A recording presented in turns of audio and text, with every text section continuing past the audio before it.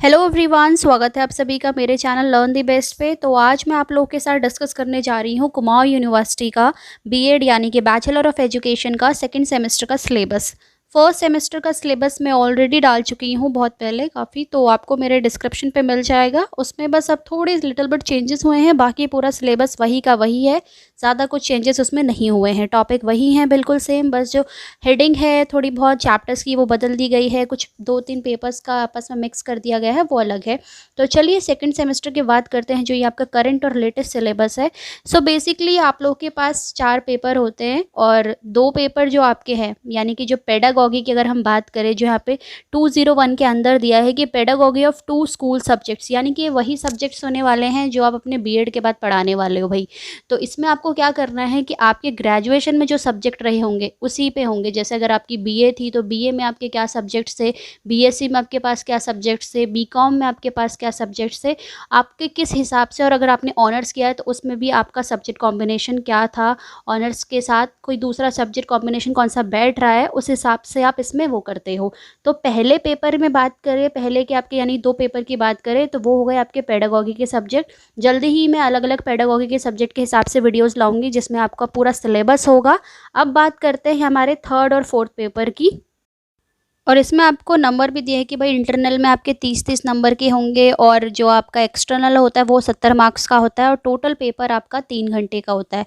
तो पेडागॉगी के 2 सब्जेक्ट हो गए जो आपके ग्रेजुएशन बेस्ड पे होंगे, और फिर जो आपका नेक्स्ट 2 पेपर्स है वो हैं आपके स्कूल एडमिनिस्ट्रेशन एंड मैनेजमेंट, और जो नेक्स्ट पेपर है वो है आपका एजुकेशनल टेक्नोलॉजी एंड आईसीटी। कुछ ही दिनों में स्टूडेंट इसके सारे नोट्स भी चैनल पर अपलोड होने वाले हैं, तो आप चैनल के साथ जुड़े रहिए। और जिसने अभी तक सब्सक्राइब नहीं करा है तो फटाफट से सब्सक्राइब भी कर ले और बेल नोटिफिकेशन को भी ऑन कर दे, ताकि जैसे ही अपलोड हो सिलेबस का कोर्स वो आप लोग के फटाफट से आपके सिस्टम पे आ जाए। तो चलिए लास्ट 2 पेपर्स जिनका सिलेबस सबका कॉमन होने वाला है वो आप लोग के साथ डिस्कस कर लेते हैं।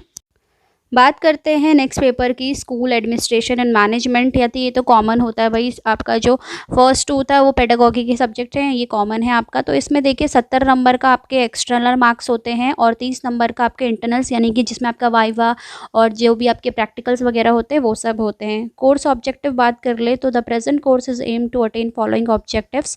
कुछ ऑब्जेक्टिव्स होते हैं इस कोर्स के जिससे आप क्या सीखेंगे, एक तरीके से to provide understanding relation to the concept of organisation administration and management, यानी कि इससे आपको अच्छी समझ हो जाती है किसी ऑर्गेनाइजेशन की, एडमिनिस्ट्रेशन की, मैनेजमेंट की। साफ सी बात है भाई, अगर आप स्कूल पढ़ाने जा रहे हो तो एक तरीके का मैनेजमेंट सिस्टम ही है, यहाँ एडमिनिस्ट्रेशन ही है, तो आपको समझ होनी चाहिए कि कैसे डील करना है, कैसे चीज़ों को समझना है।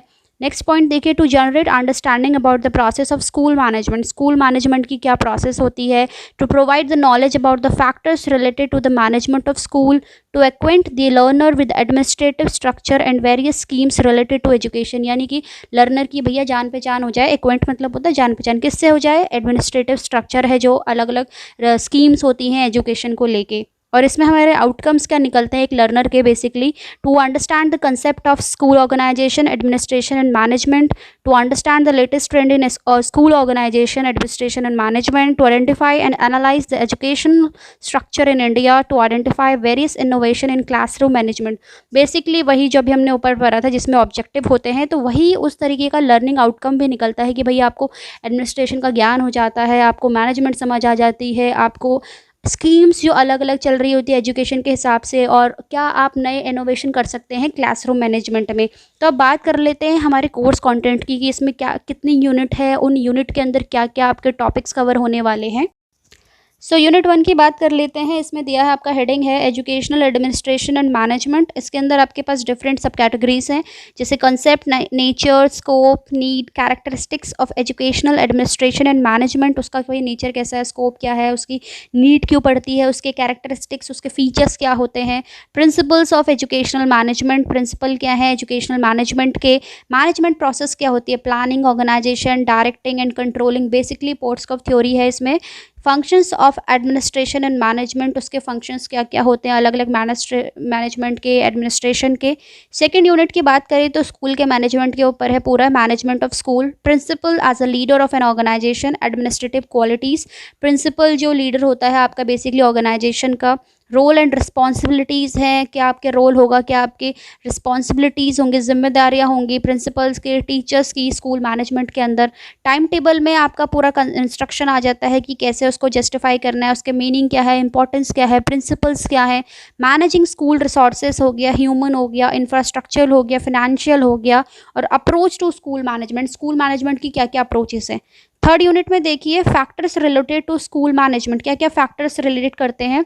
इनडिसिप्लिन हो गया, क्यों, टाइप, उसके कॉजेज, सजेशंस फॉर एराडिक्शंस के, उसके कॉजेज क्या हो सकते हैं, उससे क्या रिजल्ट्स होने वाले हैं। Control, meaning, types, techniques, important features हो गया, फैक्टर्स हो गया मैनेजमेंट कंट्रोलिंग के। कोऑर्डिनेशन हो गया, उसका कोऑर्डिनेशन कैसे आप तालमेल बैठाओगे भाई, उसका मीनिंग्स को, फैक्टर्स, यानी कि ये सारे ही एक तरीके से एक स्कूल मैनेजमेंट के लिए सबसे इंपॉर्टेंट फैक्टर्स हैं।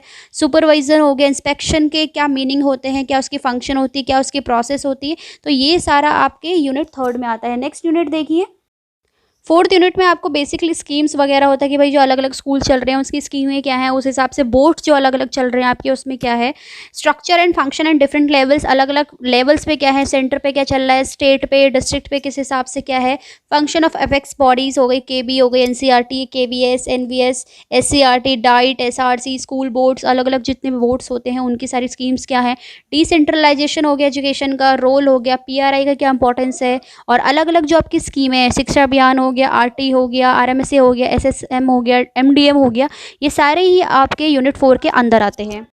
सो बेसिकली उसमें आपके पास 4 यूनिट ही होती है। हम अपने नेक्स्ट पेपर की बात कर लेते हैं। एजुकेशनल टेक्नोलॉजी एंड आईसीटी की आपकी ये क्या होता है, आईसीटी का हो गया इन्फॉर्मेशन, आपका कम्युनिकेशन टेक्नोलॉजी, ये सब होते क्या हैं। सो इसका वही सीन भी इसका वही है, 100 नंबर का पेपर एक तरीके से टोटल ले लो आप, 70 का आपका पेपर हो गया, 30 के आपके इंटरनल सब वाइवा वगैरह सब हो जाते हैं। इसके कोर्स ऑब्जेक्टिव बेसिकली क्या होते हैं कि to familiarise student teacher with the fundamental of educational technology, आप अच्छे से टेक्नोलॉजी के साथ फेमिलराइज हो जाए और स्टूडेंट टीचर के बारे में अवेयर हो जाए, आपको आईसीटी का यूज़ आना चाहिए, एजुकेशन में कैसे यूज़ होता है, अलग अलग स्किल्स कैसे डेवलप होंगे मल्टीमीडिया स्टूडेंट्स और टीचर्स के बीच में, एक तरीके से स्टूडेंट्स टीचर्स को आईसीटी का यूज़ कराना है, एजुकेशनल प्रॉब्लम्स उससे हल होती हैं ईजिली, और लर्निंग आउटकम्स बेसिकली इन सब से वही सीखा जाता है, जो भी हमारे कोर्स ऑब्जेक्टिव है उसका एक तरीके से रिजल्ट जो आता है वही आपका लर्निंग आउटकम होता है। तो सीधा बिना ज़्यादा इसको एलैबोरेट करें हम सीधा कोर्स पे चलते हैं, यानी कि हम अपने यूनिट की बात करते हैं जो इसमें हमारे यूनिट होने वाले हैं। तो देखिए पहला यूनिट हमारा क्या कहता है। फर्स्ट में देखिए क्या दिया है आपको, इंट्रोडक्शन टू एजुकेशनल टेक्नोलॉजी। भैया आपको अगर इन चीज़ों के बारे में इंट्रोडक्शन नहीं होगा तो कैसे क्लियर होगा। तो उसका बेसिकली पूरा जो बेसिक होता है कि कॉन्सेप्ट क्या होता है, मीनिंग क्या होते हैं, उसके स्पेसिफिक ऑब्जेक्टिव्स क्या होते हैं, अलग अलग चीज़ें क्या होती हैं एजुकेशनल टेक्नोलॉजी के बारे में, उसका नेचर हो गया, स्कोप हो गया, टाइप क्या हो गए, हार्डवेयर, सॉफ्टवेयर, आपका ये पूरा ए टू जेड, यानी कि एक तरीके से आपको उसका पूरा बेसिक नॉलेज पूरा क्लियर होना चाहिए। सेकंड जो होता है वो होता है हमारा मास मीडिया, वो कैसे यूज़ करोगे आप टीचर लर्निंग प्रोसेस में। So classification of mass media and their use and education, traditional हो गया, प्रिंट हो गया, इलेक्ट्रॉनिक, ब्रॉडकास्टिंग हो गया, आपका डिजिटल मीडिया हो गया। तो इन सब अलग अलग चीज़ों से आप कैसे सीखोगे एक तरीके से, एडवांटेजेस क्या है, लिमिटेशन क्या है मास मीडिया के एजुकेशन के, उसमें रोल क्या होता है टीचर का जब आप टीचर लर्निंग प्रोसेस में मास मीडिया यूज़ करते हो, ओपन एजुकेशन रिसोर्सेस अलग अलग क्या हो सकते हैं। थर्ड यूनिट देखिए, transforming teaching learning through ICT, ICT की मदद से आप कैसे कर सकते हो, इसके कंसेप्ट क्या है, मीनिंग क्या है, फंक्शन क्या है, और इसके कैरेक्टरिस्टिक्स क्या है, एडवांटेजेस क्या है आईसीटी के, और डिसएडवांटेजेस क्या होते हैं। ICT as facilitator, computer as an educational learning source, computer assisted instruction and computer assisted management। ICT कैसे एक फैसिलिटेटर की तरह होता है और उसमें कंप्यूटर असिस्टेड मैनेजमेंट बेसिकली क्या होता है, उसके लर्निंग रिसोर्सेज आउटकम क्या होता है, इंटरनेट कैसे एक इन्फॉर्मेटिव रिसोर्स है आपका। और जो लास्ट यूनिट है इसकी यूनिट 4 यानी कि advanced educational technology and online teaching. भाई जो आजकल पूरा बेसिक आप देख रहे हो 1-2 सालों से तो पूरा ऑनलाइन टीचिंग पे जोर आ गया है। Hardware as a companion in teaching learning process, overhead projectors, liquid crystal display and closed circuit television। आप कुछ टाइम से देख ही रहे हो इनका पूरा बेसिकली स्पेशली स्कूल टाइम पे भी अभी आपके प्रोजेक्टर वगैरह सब लगे हुए होते हैं, सीसीटीवी वगैरह ये सारा कुछ आपको एलसीडी स्क्रीन्स वगैरह सब डिस्प्ले होता है जिसमें आप टीचर ईजिली आपको with the help of pictures video की मदद से और ईजी कंटेंट कर लेता है डिलीवर। ऑनलाइन लर्निंग क्या होती है, नेटवर्किंग, ईमेल क्या होता है, टेलीकॉन्फ्रेंसिंग क्या होती है, गेम, और CIET का क्या रोल होता है गेम उसमें। ऑनलाइन टीचिंग का कंसेप्ट क्या होता है, ऑर्गेनाइजेशन क्या होते हैं, क्या मैनेजमेंट होता है और कौन से टूल्स और ऐप्स होते हैं जो आप ऑनलाइन क्लासेस के लिए इजीली कंडक्ट कर सकते हो। सो ये तो हमारा बेसिकली सिलेबस था। कुछ ही दिनों में मैं आपको क्लियरली पेडागॉगी भी अब जल्दी ही अपलोड करूँगी, सारे अलग अलग सब्जेक्ट्स की। लेकिन इन 2 पेपर की तो आप बिल्कुल चिंता मत करिए, कुछ ही दिनों में इनके जो सिलेबस है डेली बेसिस पे क्लासेस पे डायरेक्टली चैनल पर अपलोड होने वाले हैं। और अगर आपको कोई भी इश्यू होता है रिगार्डिंग द सिलेबस तो आप मुझे डिस्क्रिप्शन में मेरे लिंक्स दें, आप मुझसे वहाँ डायरेक्टली कॉन्टैक्ट कर सकते हैं। और जल्दी ही मैं ट्राई करूँगी कि इन सिलेबस का फटाफट से आप लोगों के लिए वीडियो डालूँ जल्दी से, ताकि आप लोगों के लिए भी ईज़ हो जाए। तो ये था फुल एक्सप्लेनेशन हमारे सिलेबस को लेके। सेकंड सेमेस्टर काफ़ी कन्फ्यूजन होती है बच्चों को, भैया कहाँ से क्लियर सिलेबस ले, थोड़ा सा कन्फ्यूजन हो ही जाता है। सो ये बेसिकली था। तो जल्दी से मैं ट्राई करूँगी कि आप लोगों के डाउट्स पे फटाफट से क्लियर करूँ, पेडागॉगी के सब्जेक्ट्स के अलग अलग कंटेंट लेके डालूँ।